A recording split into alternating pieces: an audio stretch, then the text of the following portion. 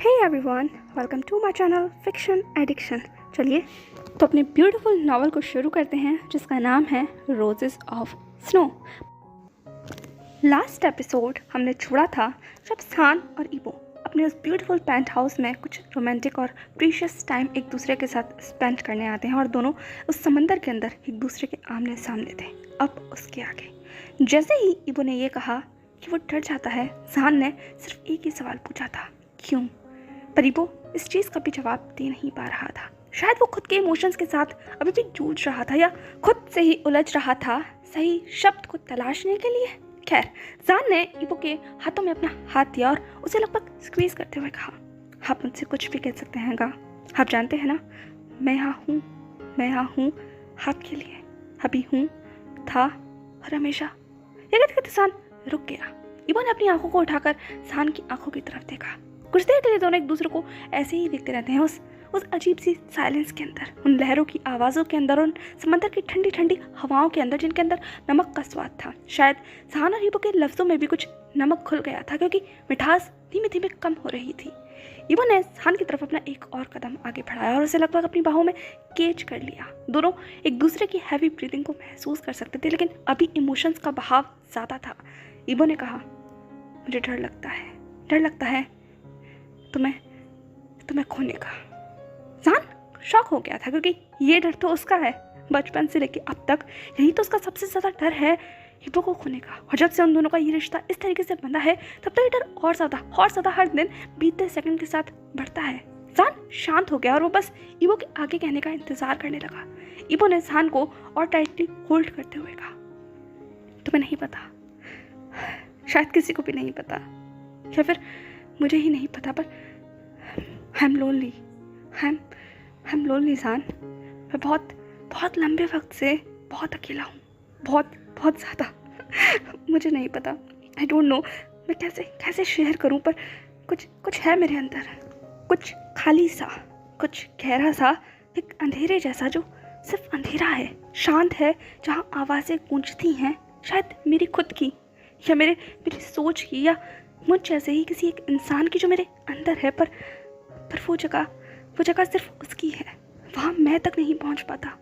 मैं उलझा हुआ हूँ, मुझे खुद नहीं पता कि कभी कभी मुझे क्या हो जाता है, पर लोग कहते हैं कि ये कहते ईबो रुक गया।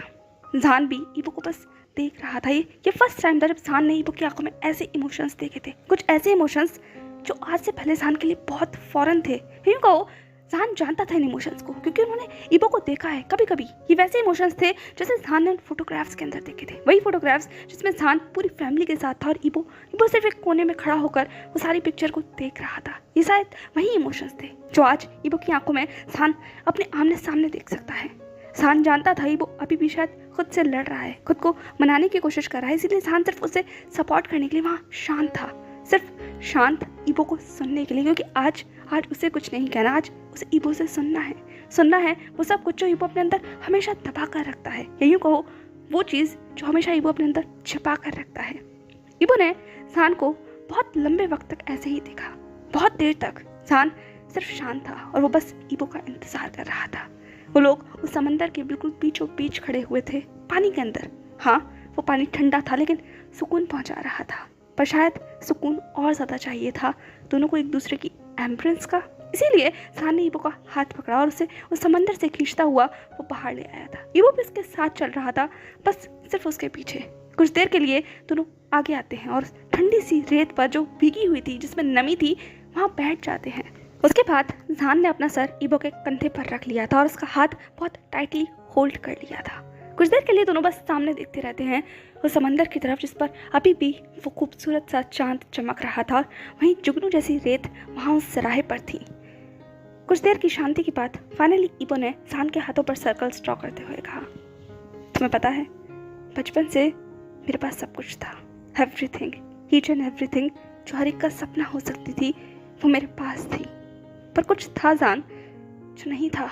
मुझे खुद नहीं पता वो क्या था क्या नहीं था, पर मैं हमेशा से अकेला रहा, बहुत अकेला।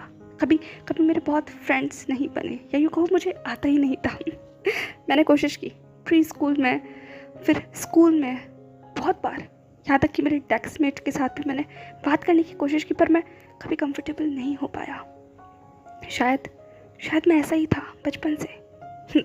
यांग ने मुझे एक नाम दिया था, इंट्रोवर्ट, रूड पर्सन, पर्सन जिसके अंदर इमोशंस नहीं है। बट फिर तुम आए मेरी ज़िंदगी में जब मैं बहुत छोटा था। लेकिन जब मैंने सोच लिया था कि मुझे फ्रेंड्स की ज़रूरत नहीं है, पर तुम हमारी लाइफ में आए थे जान। जब तुम बॉर्न हुए थे ना, आई स्वेयर मुझे नहीं पता था कि वो इमोशंस क्या होते हैं, पर तुम्हारे बर्थ पर मुझे वो इमोशंस फील हुए थे। I am so happy, so happy. तुम्हें नहीं पता, पर तुम्हारे लिए मैंने बहुत कुछ बाय किया था उस दिन। मैंने फर्स्ट टाइम किसी शख्स के लिए बहुत सारी चीज़ें बाय की थी। मुझे नहीं पता था कि तुम कैंडी नहीं खा सकते, पर मैंने तुम्हारे लिए कैंडी भी बाय की थी जान। तुम ना हंट जान के हाथों में थे, बहुत छोटे से, बिल्कुल किसी ब्लैंकेट के अंदर लिपटे हुए कॉटन बॉल की तरह। और मैं बस तुम्हें देख रहा था। मैं अपने हाथों में बहुत सारी कैंडीज, चॉकलेट्स, जेलीज और न जाने क्या क्या खरीद कर लेकर आया था तुम्हारे लिए। स्पेशली मैं ड्राइवर अंकल के साथ गया था सब कुछ खरीदने के लिए, और वो बस मेरे पीछे चल रहे थे क्योंकि उनका लिटिल मास्टर कुछ खरीदना चाहता था। और मैंने वो सब कुछ खरीद कर तुम्हारे उस रूम में ले जाना ज़रूरी समझा और तुम्हारे सामने लाकर रख दिया। तुम बस वहाँ आंखें बंद कर लेटे हुए थे, शायद अपनी मॉम के एम्ब्रेस को फील कर रहे थे। और मैं तुम्हें देखकर बस शॉक हो गया। और मैंने उन कैंडीज़ की तरफ देखा, फिर सोचा कि तुम इन्हें खा पाओगे, क्या तुम्हें ये पसंद आएंगी, यही सारा सवाल लेकर मैं बस तुम्हें देख रहा था। और आंट और माँ सिर्फ मुझे। उसके बाद मैंने बहुत हौले से तुम्हारे हाथ को थामा और तुमने अपनी आंखों को खोला था। मैं बहुत छोटा था, पर तुम मुझसे भी ज़्यादा छोटे थे। और तुम्हारी वो आइज़ सान, उन आँखों में जब मैंने पहली बार खुद को देखा, तो बस वही पल था। शायद उस पल से तुम मेरे लिए थे। मैं नहीं जान सकता वो परफेक्ट इमोशन क्या थे, पर वो अभी भी मुझे फील होते हैं। तुम्हें पता है, आज भी जब मैं तुम्हारी आंखों में देखता हूँ ना, तो मुझे वही इमोशंस फील होते हैं जो छोटे लिटिल ईपो को हुए थे। हाँ, जानता हूँ मैं बहुत आगे निकल आया हूँ, बहुत वक्त गुजर गया उन सब चीज़ों को, पर वो इमोशंस कभी नहीं बदले। वो डर, वो तुम्हें जो पहली बार छूने का जो डर था ना, कहीं तुम्हें चोट ना लग जाए, कि तुम इतने वीक हो, इतने सॉफ्ट हो, वो डर मेरे अंदर आज भी है। इसीलिए जब मैं तुम्हें छूता हूँ या तुम्हारे पास जाने की कोशिश करता हूँ ना, तो वो डर बढ़ता है मेरे अंदर, बढ़ता है। मुझे डर लगता है कहीं मैं तुम्हें हार्म ना कर दूँ। मेरे इमोशंस बहुत डार्क हैं, बहुत डीप हैं, इतने ज़्यादा कि मैं खुद डर जाता हूँ कभी कभी उनसे। तुम ये कहते वो रुक गया, और जान उसकी धड़कनें जो इतनी ज़्यादा तेज़ थी, वो पीछे से रुक गई हूँ उन हवाओं के बीच। दोनों बस एक दूसरे की उन बढ़ी हुई धड़कनों को शायद सुन सकते थे अगर और ज़्यादा करीब होते एक दूसरे के। लेकिन इस वक्त शायद दोनों एक दूसरे के इमोशंस में कम्प्लीटली डूब गए थे। जान उन सारे अल्फाजों के बीच में जो ईबो कहने की कोशिश कर रहा था, और ईबो उन सारे यादों के बवंडर के बीच में जिसमें वो इस वक्त पहुंच चुका था। कुछ देर के बाद खुद को मनाने के साथ ईबो ने जान की तरफ मुड़ कर देखा। जान ने भी ईबो की तरफ देखा। कहने को तो दोनों के बीच में इंच भर का फासला था, लेकिन शायद ये फासला आंखों से और होठों से ज़्यादा था। ईबो ने कहा, तुम्हें खोने का डर हमेशा मेरे साथ चलता है, क्योंकि मैं तुम्हें खो चुका हूँ। एक बार मैं तुम्हें खो चुका हूँ जान।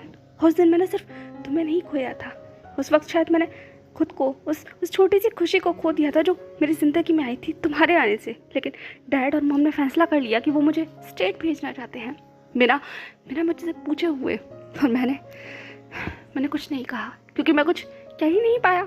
मुझे पता नहीं था मैं क्या कहूँ, और बस सब कुछ डिसाइड हो चुका था, जैसे कि हमेशा से डिसाइड होता है मेरी लाइफ में।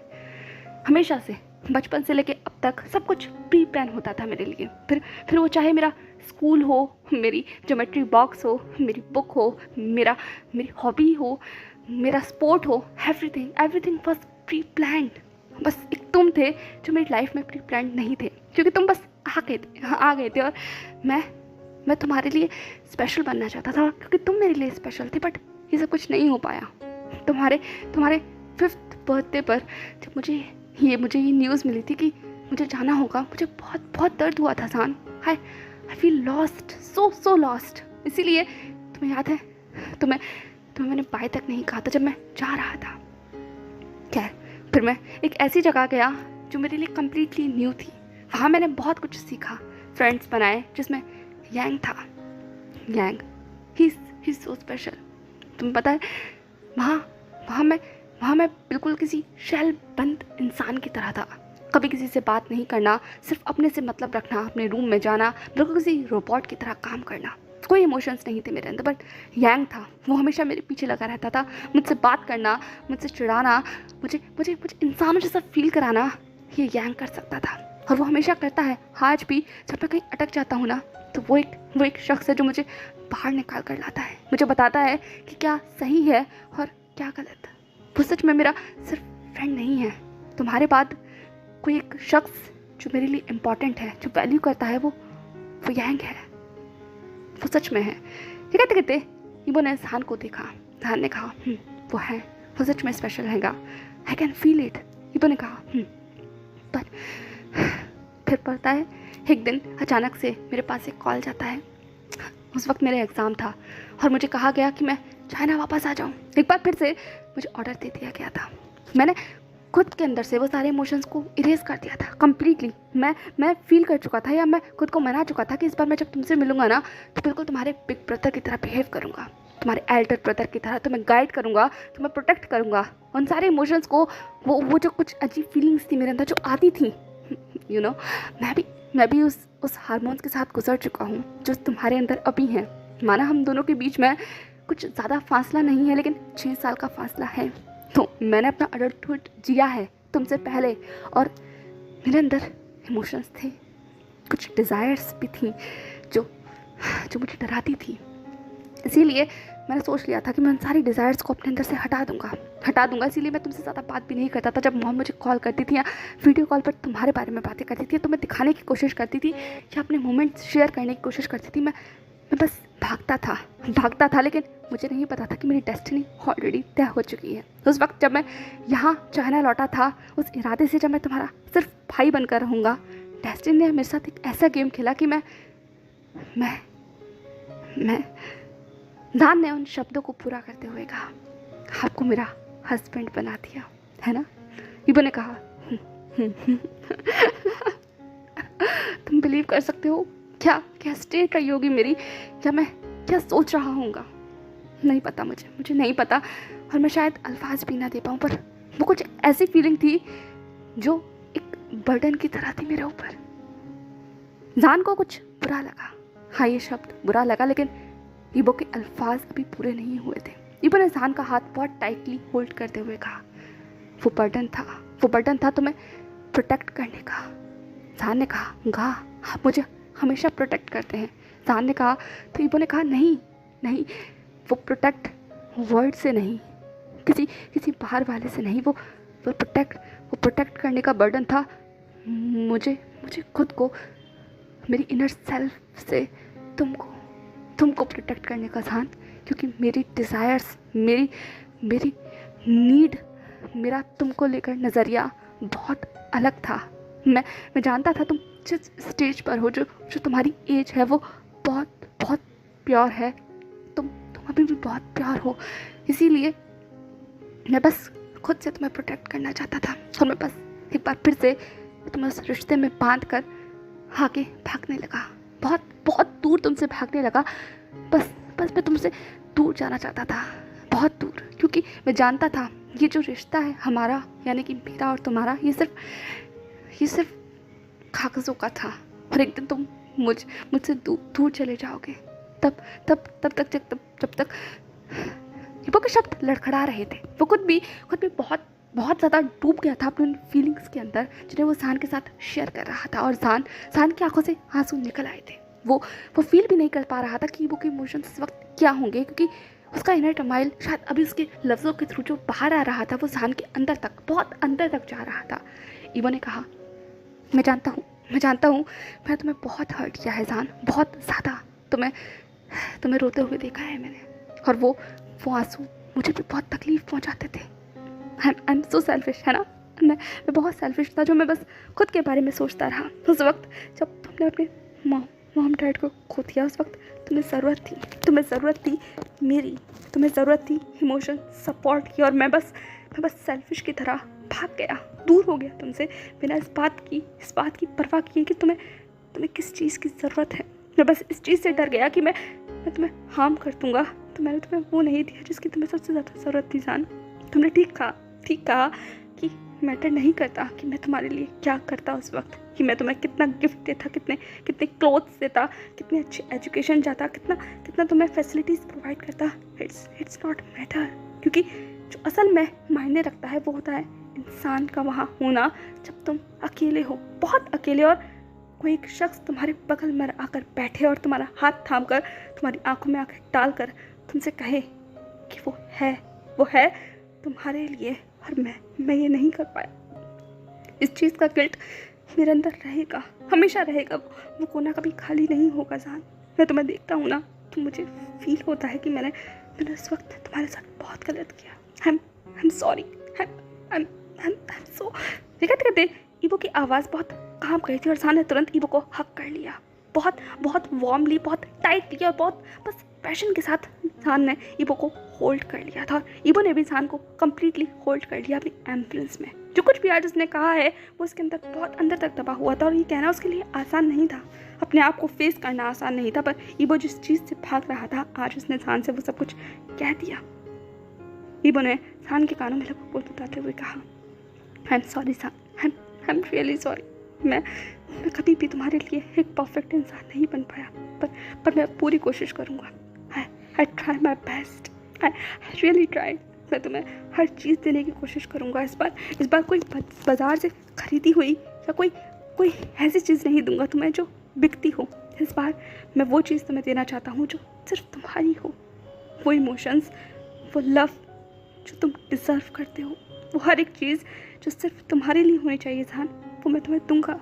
I swear, I will be a perfect man, not husband, because husband, I feel ये ड्यूटी है मेरे लिए जो मुझे तुम्हारे लिए निभानी है। नहीं, मैं तुम्हारा हस्बैंड नहीं बनना चाहता। I just want to be a perfect man for you, only for you. Can you help me? क्या तुम मेरी मदद करोगे इस चीज़ के लिए? जान को समझ नहीं आ रहा था कि उसे क्या कहना चाहिए, वो क्या कह सकता है, वो क्या सवाल पूछ रहा है उससे। क्या उसे पता है जान की आंखों में उसकी इमेज क्या है, उसकी आंखों में हीबो का औधा क्या है, हीबो का जरिया क्या है, उसका पिक्चर क्या है। क्या वो जानता है जान की इमोशंस हीबो के लिए क्या है? नहीं, वो नहीं जानता, इसीलिए वो इतना सिली क्वेश्चन पूछ रहा है जान से। बल्कि जान है जिसके मन में ये हमेशा सवाल है, यही कहो एक ऐसा क्वेश्चन मार्क है जो हर घड़ी, हर सिचुएशन में, हर पल जान के मन को कौंधता रहता है। क्या वो कभी ईबो के लिए परफेक्ट बन पाएगा? और यहाँ ईबो उससे पूछ रहा है जो हमेशा से परफेक्ट है, क्या वो परफेक्ट है? जान ने ईबो की तरफ देखा, उसने कहा, क्या आप सच में ये पूछ रहे हैं मुझसे क्या परफेक्ट है? कहा, यू आर द, आप नहीं जानते, पर इस पूरी दुनिया में, मेरी लाइफ में जो सबसे परफेक्ट इंसान है ना, जिसके अंदर बिल्कुल भी कोई कमी नहीं है ना, वो सिर्फ आप हो। आप, मैं इमोशंस में, मैं वर्ड्स में डिस्क्राइब नहीं कर सकता कि what you are for me, but you are the only star. No the star, you are the moon. आप मेरा मून हो, और मैं बस उस दूर तलक फैले हुए अंधेरे की तरह हूँ। वो अंधेरा जो खुद में खो रहा है, डूब रहा है, घुट रहा है, और आप बस एक मून हो जो मुझे रोशनी दे रहे हो। उस वक्त जब मैंने अपने मॉम एंड डैड को खो दिया था ना, मैंने अपना सब कुछ खो दिया था, अपना सब कुछ, यहाँ तक कि मैंने अपने इनर सेल्फ को भी खो दिया। फिर आप मेरी ज़िंदगी में आए उस मून की तरह जो काली अंधेरी रातों में हमें रोशनी देता है। आपने हमें वो रोशनी दी, और मैं आपको कभी खोना नहीं चाहता। ईबो ने सॉफ्टली जान के फॉरहेड पर किस करते हुए कहा, तुम मुझे कभी खो नहीं सकते, कभी भी नहीं, क्योंकि मैं सिर्फ तुम्हारा हूँ। जान ने कहा, आप सिर्फ मेरे हैं और मैं सिर्फ आपका, हमेशा से कहा। और हाँ, मैं जानता हूँ आप नहीं जानते, पर आप परफेक्ट हैं, और यहाँ कोई परफेक्ट नहीं है ना, आप में और मुझ में, तो वो मैं हूँ। But I'll try my best to be your perfect man। जैसे कि आप चाहते हैं मेरे लिए परफेक्ट बनना, वैसे मैं भी चाहता हूँ आपके लिए परफेक्ट बनना, और मैं एक दिन बनकर रहूँगा आपका द परफेक्ट जान। क्या आप मेरे लिए तब तक वेट करेंगे? हाँ, क्या आप मेरी वेट करेंगे? ये कहते हुए सान मुस्कुराने लगा और ईबो ने सिर्फ सान के बालों को रफल करते हुए कहा, I always wait for you. और किसने कहा कि तुम परफेक्ट नहीं हो? ओह, मेरा सान हमेशा से परफेक्ट है, बचपन से ही तुम परफेक्ट हो, इस पूरी फैमिली के क्यूटी पाए हो तुम। हाँ, और अब तो मेरे भी, तो तुम परफेक्ट कैसे नहीं हुए? ये कहते हुए ईबो ने सान को कडल कर लिया और वो वहीं रेत के ऊपर एक दूसरे को गले लगाकर इधर से उधर घूमने लगे। वो लगभग टॉस एंड टर्न्स कर रहे थे उन रेतों के ऊपर, लेकिन किसको फर्क पड़ने वाला था कि वो रेत उनके बालों में लग रही है, उनके कपड़ों पर लग रही है या कहीं भी लग रही है। वो बस एक दूसरे के अंदर इस वक्त खो चुके थे, क्योंकि ऐसी फीलिंग्स को शेयर करना आसान नहीं था, लेकिन आज एक दूसरे के साथ ऐसी फीलिंग्स को शेयर कर दोनों एक दूसरे को कंप्लीट महसूस कर रहे थे। इसलिए वो खुश थे, बहुत ज़्यादा खुश। इस पूरे आसमान के अंदर जिसके अंदर न जाने कितने सारे सितारे हैं, उन सितारों के नीचे ये दो सितारे एक दूसरे की बाहों में थे, एक दूसरे को हक किए हुए, एक दूसरे के साथ इमोशन शेयर करते हुए, किस करते हुए, कभी फॉरहेड पर तो कभी लिप्स पर, कभी चीक पर, कभी नोज पर, कभी आइज पर, तो कभी गिगल करते हुए, इतनी जोर जोर से हंसते हुए कि उनकी आवाज़ दूर तलक भी सुनी जा सकती थी। उनका वो ब्यूटीफुल सा लव बबल इस वक्त हर तरफ फैला हुआ था। वो खुशबू हवाओं में थी जो सान और ईबो के प्यार की थी। ईबो ने सॉफ्टली सान के लिप्स पर किस किया। वो किस बहुत लॉन्ग था लेकिन बहुत स्लो था। उस किस में कोई लस्ट नहीं थी, कोई डिज़ायर नहीं थी, कोई हरीनेस नहीं थी, कोई रफनेस नहीं थी। वो बहुत सॉफ्ट, बिल्कुल बटरली किस था। उस किस के अंदर दोनों बहुत देर तक लीन रहते हैं। और फाइनली जैसे ईबो ने उस किस को ब्रेक किया, सान ने ईबो की आंखों में देखते हुए कहा, थैंक यू मुझे यहाँ लेकर आने के लिए, थैंक यू मेरे साथ इतना सब कुछ शेयर करने के लिए, थैंक यू मुझे अपना स्पेशल पर्सन बनाने के लिए, थैंक यू फॉर एवरीथिंग का, थैंक यू फॉर एवरीथिंग। ईबो ने कहा, अभी थैंक यू पूरा नहीं हुआ है, अभी तो बहुत कुछ होना बाकी है। ये कहते हुए उसने सॉफ्टली सान के बालों को पीछे कर दिया था और उसकी वो जॉ लाइन को, उसकी आइज़ को, उसके नोज़ को अपने हाथों से बिल्कुल जैसे कार्व करने लगा। और वहीं सान ईबो को उस टच में कम्प्लीटली मेल्ट हो गया था। सो हे एवरीवन, कैसा लगा आपको आज का ये ब्यूटीफुल और रोमांटिक सा पार्ट? आई नो आज के पार्ट के अंदर बहुत ज़्यादा कुछ नहीं था, लेकिन एक नज़र से देखा जाए तो आज ईबो ने कम्प्लीटली अपनी जर्नी को सान के साथ शेयर किया था। एटलीस्ट उसका भी एक पॉइंट ऑफ व्यू था जो आज से पहले उसने किसी के भी साथ शेयर नहीं किया, लेकिन आज सान को उसने बताया था कि वो बचपन से लेकर अब तक क्या फील करता आ रहा है। द लान वांग ईबो जो हमेशा से लिए लोगों के लिए परफेक्ट था, वो खुद भी ये सोचता है कि वो परफेक्ट नहीं है। तो आप क्या कहना चाहेंगे ईबो के इमोशंस के बारे में और सान के और ईबो के इस ब्यूटीफुल लवली पार्ट के बारे में? तो मेरे साथ डेफिनेटली कमेंट सेक्शन में शेयर कीजिएगा कि आज का पार्ट आपको कैसा लगा। बाकी मिलते हैं हम नेक्स्ट पार्ट में और देखते हैं अब रोजेस ऑफ स्नो में क्या रखा है। सान और ईबो का इतना जो ब्यूटीफुल लव है वो अब किस ब्लॉसम की तरफ आगे बढ़ने वाला है। चलिए बाय बाय, प्लीज़ चैनल को सब्सक्राइब कर देना और वीडियो को लाइक करना मत भूलना। Okay bye.